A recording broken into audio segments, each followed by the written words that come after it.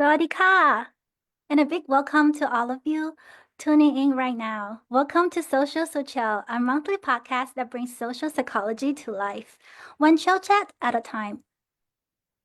I'm Mija, a social psychology graduate student, and I'll be your host for today's episode. Whether you're grabbing lunch or taking a break between classes, thank you for spending your time with us. You're in for something really special today. Our theme for today is connecting through shared emotions. And trust me, it's something that affects all of us. Think about the last time you watched a movie and cried along with everyone else, or cheered at a concert with thousands of strangers. That emotional connection? That's today's topic.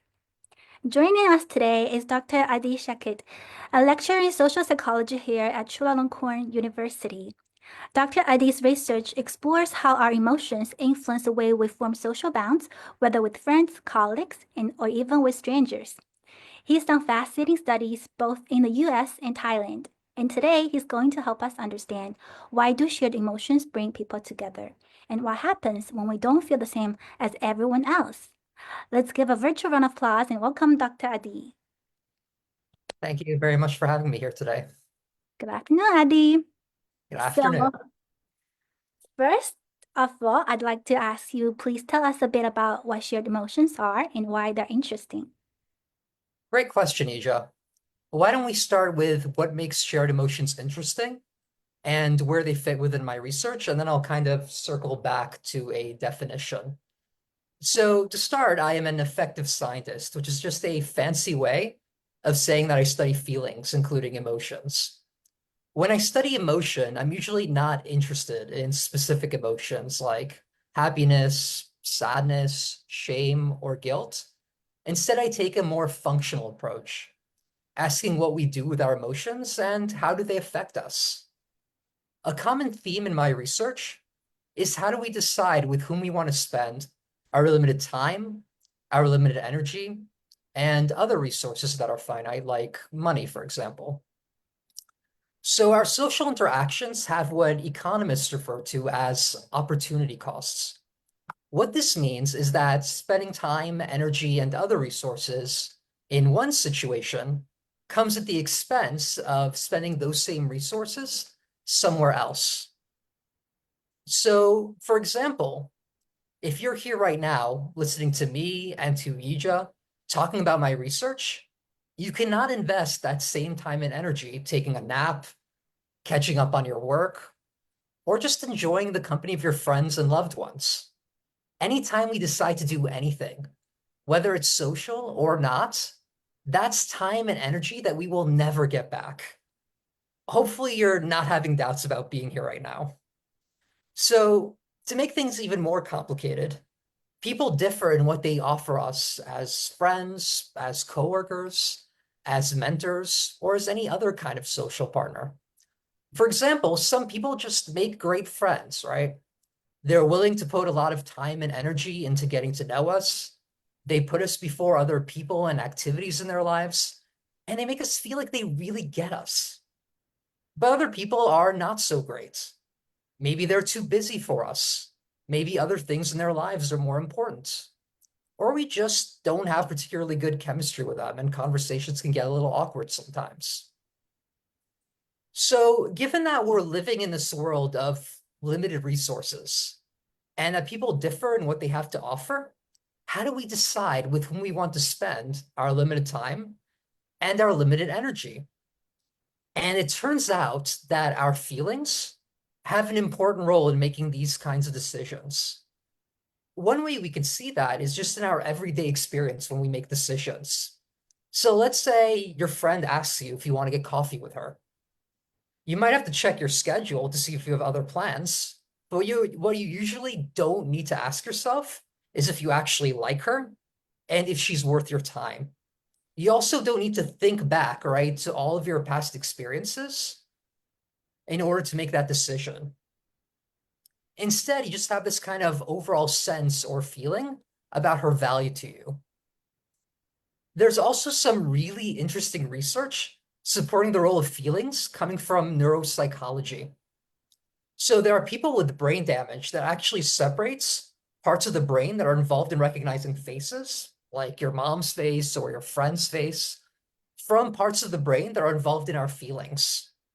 When someone like this sees a person they know, they don't feel anything. And as a result, they become reliably convinced that their friends, their loved ones, everyone they know has been replaced by imposters, meaning by fakes. So that's not my mother. That's an alien or a robot or a government spy that looks, sounds, and acts just like my mother. But it can't possibly be her. So without access to our feelings about other people, we can't accept the things that our sensory systems, so what we see, what we hear, are obviously telling us. We need this kind of extra push from our feelings or this sense of connection that we have towards people, whether it's our mothers or our friends or anyone else in our lives. So one of the big questions in my research is, where do these feelings that compel us to spend time with some people while avoiding other people come from? And these feelings about other people seem to just come from a variety of everyday social interactions. They come from the conversations that we have. They come from working together in teams. They come from information we learn through gossip. They come from some of the nice things we do, like giving people gifts or complimenting people. Another source that I think is particularly important and interesting is shared emotional experiences. And this is where we're coming back to that definition we were asked about earlier. So, a shared emotional experience is just a situation where two people experience an emotional event together. They may feel the same way, which is something we call a shared emotion, or they might feel very differently, which would be an unshared emotion. Shared emotional experiences are these common everyday experiences.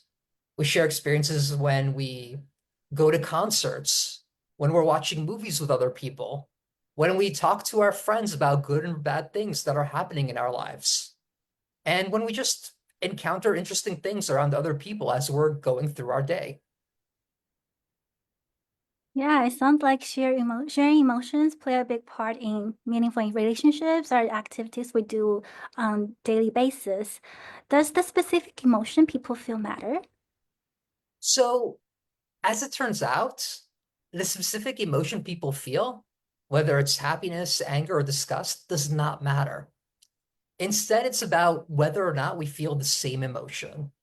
So, while past researchers sometimes talked about sharing specific emotions like awe or shared feelings like pain, we actually have numerous studies, 7 now, that collectively suggest that any shared emotion makes people feel more close, more similar, and more inclined to interact with another person. In contrast, situations where two people feel very differently about the same situation have the opposite effect. They create distance, they make us feel less inclined to spend time with someone, and we feel like we have less in common with them.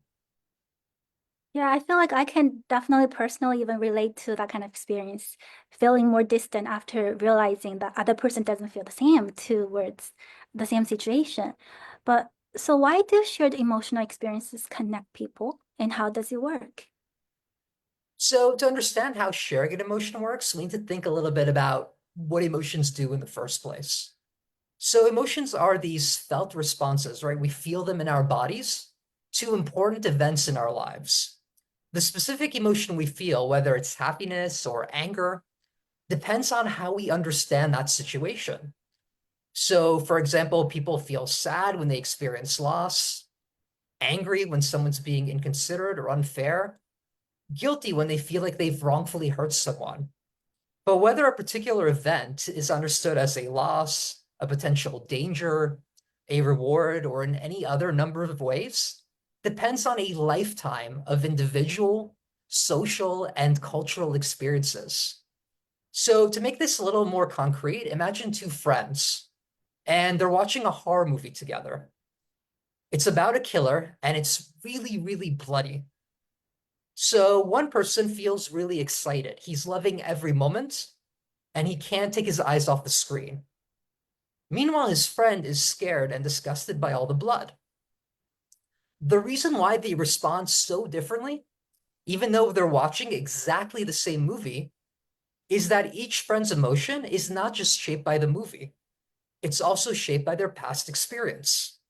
So maybe one of them grew up playing a lot of violent video games and watching horror movies with a brother late at night, while the other one had really overprotective parents and never really liked horror movies to begin with.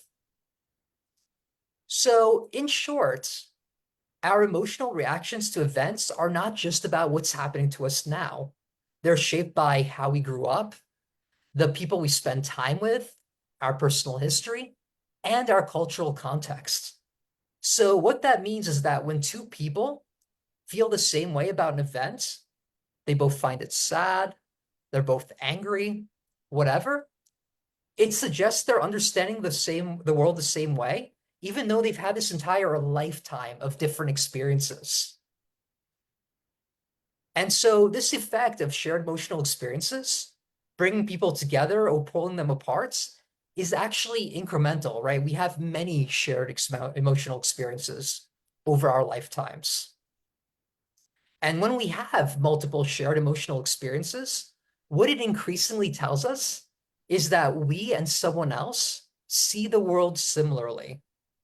And if we see the world the same way, that suggests that we would be similar, that we would get along really well, that we would enjoy spending time together, and that we would find it relatively easy to cooperate on various cooperative tasks.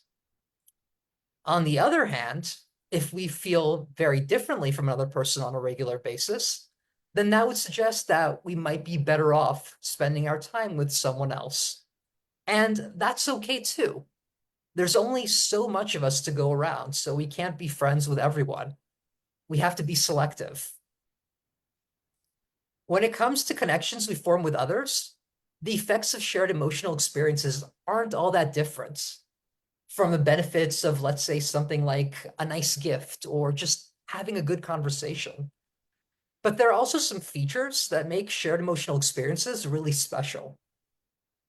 So, because our emotions are just our regular responses to important events in our lives, we have many opportunities to kind of fine tune and adjust our connections with other people. Shared emotions also don't require us to spend money on a gift or invest a lot of time on a long conversation. And as we mentioned with the two friends watching a horror movie, people often respond in very different ways to the same event, which means that there is no guarantee that two people will feel the same way about really anything. And what that means is that shared emotional experiences and emotions more generally tell us a lot about how people understand their world. And so we become closer when other people feel the way we do, and more distant when other people feel differently from us. A final advantage is that shared emotions can be really tricky to fake. It's hard to pretend that you feel the same way as another person about something. While we can always pretend to smile or to be upset about something for the benefit of other people, it's hard to do it in a way that's fast, that's really fluid, and that's natural. And it's especially hard to do if we have no idea how the other person will respond ahead of time. That is very true. It'll be really hard to know what to fake if you can't anticipate what the other person is really going to react. I know that you've done research about shared emotional experiences across two cultures, Thailand and the US. What did you find? What interesting similarities or differences did you observe?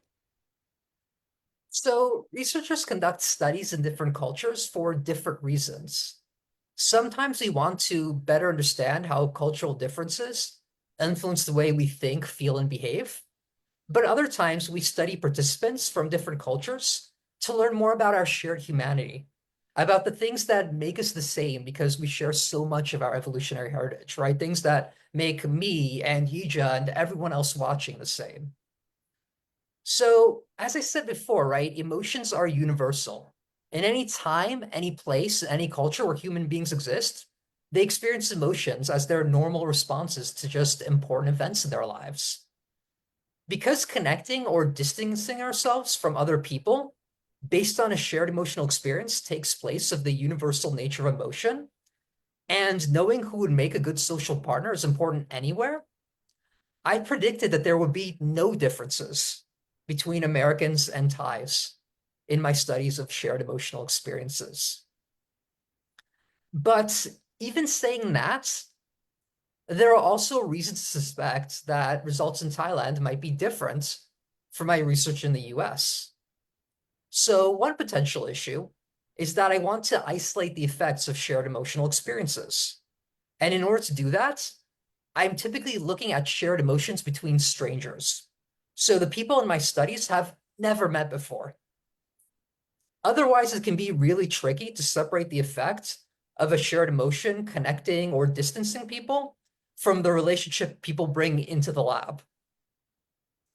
But people from collectivist cultures, so places like Thailand or China, tend to have a very different relationship with strangers than people from individualistic cultures like the US or like Australia.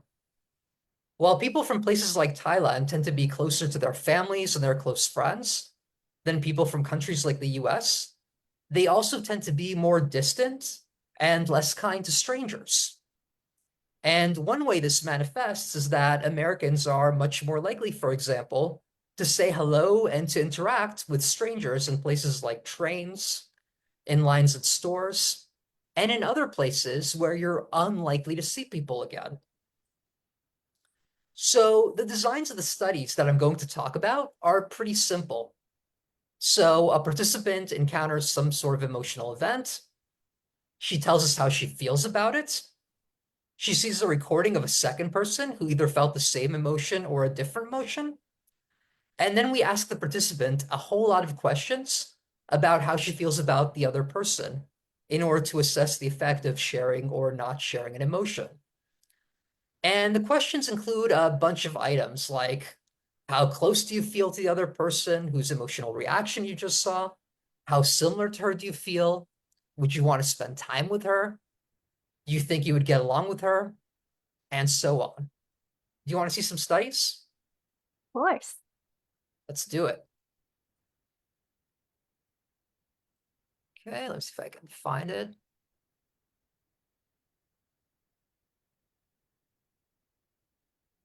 There we go.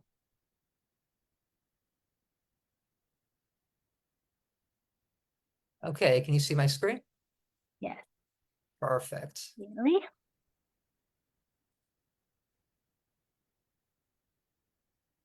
Okay, so I'm going to talk about two studies of shared emotional experiences, one in the US and one is in Thailand. And we do have studies that are a little bit more similar to each other, but I picked these to kind of give you a bigger picture idea of what my studies are like. So the first study is looking at sharing an emotion through social connection through vicarious embarrassment. So for anyone who's not familiar with that idea, vicarious embarrassment just refers to when you feel embarrassed for another person. So they're going through something embarrassing, and because they're feeling embarrassed, you also feel embarrassed. Our participants here are 162 American women. We're using women because they are much easier to find in a psychology department and just walking around the school a lot of times. And we're also using women because we want to gender match the participant to the recorded person. If you put, let's say, a shared emotion between a man and a woman, it can be a little bit more complicated. So the participant then watches a video of a singer embarrassing herself. So the singer is on a reality TV show called The X Factor, and the video starts with her talking about herself. So she tells the audience that ever since she was young, she's always wanted to be a singer. This is a chance to make her dream come true. The camera kind of pans, and then you see the singer's mother. The singer's mother talks about how her daughter's beautiful voice brings her to tears. She can't wait for her baby girl to share her gift with the entire world. So the daughter starts singing, and she's probably one of the worst singers you've ever heard in your life. She is terrible, and she is embarrassing herself in front of a national audience. So we tell the participants that the person in the recording that they're about to see either watched the same video of the person embarrassing herself, or a different video of someone saying something embarrassing during a graduation speech. And the reason why we're looking at these two different situations is because we want to know what happens when people share an emotion after experiencing it for different reasons. So this happens sometimes in the real world, right? So you're talking to your friend, you're telling them you're really anxious about this presentation you have to give soon. And your friend tells you, oh yeah, I totally get it. I'm kind of anxious too. I have this first date tomorrow and I don't know how it'll go and if the conversation will be good. And you're both actually feeling anxious, right? But for very different reasons. So does that still connect people? The participant then tells us whether she's feeling more embarrassed or amused. So amused just means she finds the whole situation kind of humorous. And then she sees a recording of another person who either says she feels the same emotion or the other emotion. So if the participant's feeling embarrassed, she might also say that she's feeling embarrassed. Or if the participant feeling embarrassed, she might instead say she finds it funny. That would be an unshared emotion. So what happened in this study? Here's the data. So here, connection refers to the average of all the questions, asking the participant how close she feels to the other person, whether she'd want to interact with her again in a future study, does she feel like they have things in common, and so on. And what we find is that our American participants feel more connected to the other person after a shared emotion than an unshared emotion. And based on the statistics, the situation doesn't really matter very much. Here's our aversion variable. So this is the average of a bunch of negative questions, like, I wouldn't want to be with this person in a future study. I don't feel like we would get along very well. I don't feel like we have much in common. And what we find here is that after a shared emotional experience, participants report that they feel less averse, so they feel less distant from the other person than people who experience an unshared emotional reaction with the other person. And again, the situation doesn't really seem to matter a whole lot. So let's look at a second study. And this time, what we're interested in is whether people can connect through a shared emotional experience through technology. So throughout most of human history, most shared emotional experiences happened face to face, right? You're actually talking with another person or watching something happening next to you and you react. But these days, you might also experience a shared emotion through a phone call or sending someone else a message with Line. And so the question is, can that still connect people through a shared emotional experience? So here, our participants are 95 Thai women. And we made them feel disgusted or amused using a video of a prank in an elevator. So an elevator, by the way, is another word for a lift, depending on whether you use the American or the British term. So what happens is that the guy on the right over here with a black backpack walks into an elevator and he pretends he's having these really terrible stomach pains and these horrible sounds are coming from him. And at some point, this yellow gas thing comes out of the back of him as though he's having explosive diarrhea. And so the other people in the elevator are stuck there with him, right? Because the elevator is going up or down, the door's not opening. And so they're panicking. They're throwing their hands up in the air. They're running around. They're screaming in high-pitched voices. Some people find the whole thing really gross, and other people think it's absolutely hilarious. It's kind of divisive. So then what we did is we take the other person's shared emotional reaction, so the recorded person, and either we leave it the way it is so you can see her and you can hear her reaction, or we strip away the video. So all that's left is an audio clip. So this is kind of like hearing how she feels over the phone. So people in the audio condition, they can't see her facial expressions. And the whole study, they have no idea what she looks like. And so the question is, are they still having a shared emotional experience, even though sometimes they can't see the other person?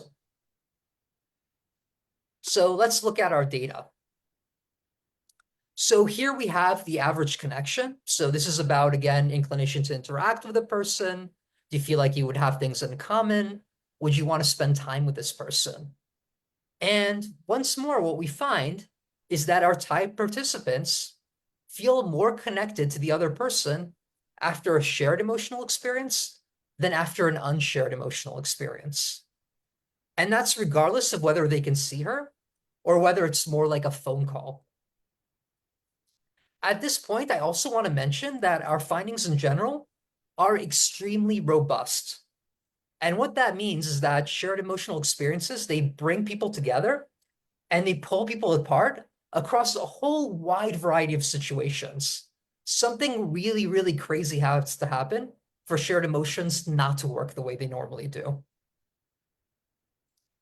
So here's our aversion variable. And again, whether it's a video and audio like Zoom or audio like a phone call, doesn't really matter.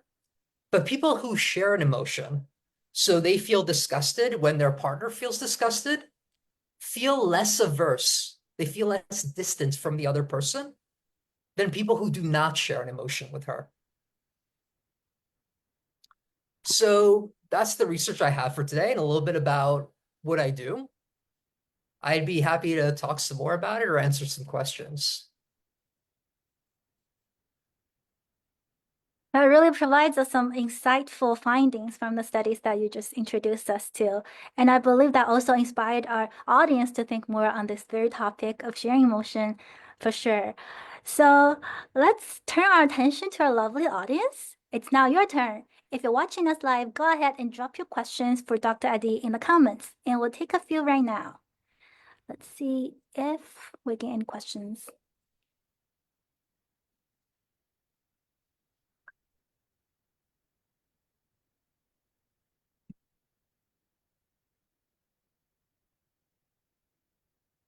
While we're waiting, I personally want to ask a question. Suppose that I really don't like someone, but we share an emotional experience. Would I feel closer to that person? I actually get that question all the time. So I Really? ran that study. We had a participant with really liberal political views. This is still in the US, right? Share an emotional experience with someone who supports Donald Trump and some of his more controversial and racist views. So this was around the first time Donald Trump became president of the US. So a lot of people were really angry at him.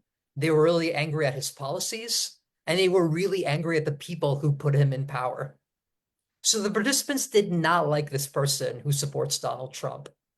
Then they shared an emotional experience that was completely disconnected from politics. They actually watched that same video of the singer embarrassing herself that we talked about earlier from the first study. And you can imagine this going a lot of different ways, right? So maybe this unrelated shared emotional experience just doesn't really matter because political differences are so heavy. Or maybe when you share an emotional experience with someone you don't like, it's kind of uncomfortable and awkward, and now you really don't want to be around them. But it turns out instead that when you share an emotional experience, it actually has a positive effect. You dislike the other person just a little bit less. So participants who shared an emotion with a Trump supporter still didn't really want to meet her, and they didn't really want to get to know her all that much, but they did say that they felt a little bit closer to her, and they also felt more similar to her. And so while a shared emotional experience might not override a whole lot of dislike and animosity towards another human being, it could be a starting point for starting to become more comfortable around someone who we historically maybe didn't like. Okay, that sounds logical to me. So does that mean if there's one time of sharing my emotion with this person I dislike in the beginning, but if I encounter more situations that we share emotions, and maybe gradually that accumulates to a point, maybe one day I'll turn my feelings to Yeah, positive towards that person. Is that correct? yeah. So that's one of the ideas in the research, right? That shared emotional experiences can act as this kind of scaffold or support system for us to build other more costly kind of investments in other people, right? So initially, maybe you just notice that you and this other person feel the same way about some things. Then maybe you decide to strike up a conversation. And over time, as you get more comfortable, maybe you'll buy them a gift or you'll hug each other, and all kinds of other ways to building intimacy will occur. Yeah. It seems like that a lot of our interactions are with people we know, friends, family, coworkers. How do shared emotions work in situations when we know people? So that's a great question, right? The vast majority of our experiences are with people we know. So with people we're close to, we already usually have a pretty good idea of who they are, what they like, and whether or not we get along well. So the point of shared emotions in this kind of relationship is not to replace other kinds of interactions, like a good conversation or buying someone a present. It's just a way to kind of fine tune and make small adjustments in how we feel about other people that can then guide our interaction later. So you can imagine a scenario, right, where we have these two really close friends, and maybe one of them just always seems to feel the same way we do about things, and we really feel like we get each other. And the other one was always a little bit weird, right? You always kind of have to do all this extra work thinking about why did he just do that? Or why did he feel that way? And so the idea is that through these shared emotional experiences over time, you might find yourself more inclined to spend time with the first friend than the second friend. And so you're making these little changes so that you can be as good as you can about spending time and energy and limited resources with the right person. Thank you for your thoughtful response. I think we have another question is if shared sadness is as powerful as shared joy when it comes to forming connections? So in my research, the effect sizes tend to be pretty similar. So the effect size is how big the difference is between the people feeling shared versus unshared emotions, pretty much regardless of the emotion. So what seems to be gluing people together isn't so much the specific emotion, so much as the fact that they're feeling the same emotion, right? It's about how easy or hard it is to understand their reaction to the situation. Now, all that being said, my studies are deliberately designed to make it so that the studies don't tell you a lot about what the other person is really like. But in the real world, a shared emotional experience can say a lot more than just do we have the same emotion or do we not? So, for example, let's say someone is grieving about the death of a celebrity. If this is someone who really, really we care about, right? It's someone we've looked up to in our entire lives, then we'll really relate to that feeling. And so we might make this much deeper inference about what we have in common than just the knee-jerk, I feel the same way or don't feel the same way. And these things add up. Or you can imagine another situation where you tell someone that your favorite book is Harry Potter and they say it sucks, right? It's not just the fact that you felt differently about Harry Potter, it's also the fact that this person was enough of a jerk to just kind of put that out there at that point in time. And so, actually, my intuition is that sad experiences a lot of the time will actually be more powerful than happy ones. And the reason why I think that is because a lot of the time, sad experiences are in response to much bigger events in our lives, right? We feel happy when someone says something nice or we get a promotion. We feel upset when people die, when we get sick, when we feel really depressed because our lives just have not been going the way we want them to go. And those are exactly the kind of situations where it really becomes important to know with whom we should be spending our time. So I would predict actually a negativity bias where the bad emotions are actually a little bit stronger than the good emotions, especially when situations are really meaningful. Well, I wonder if that contradicts with some people's original idea to that very question.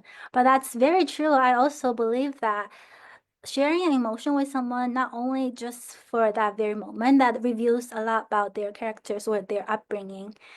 Thank you so much, Dr. D, for the thoughtful answers. My pleasure.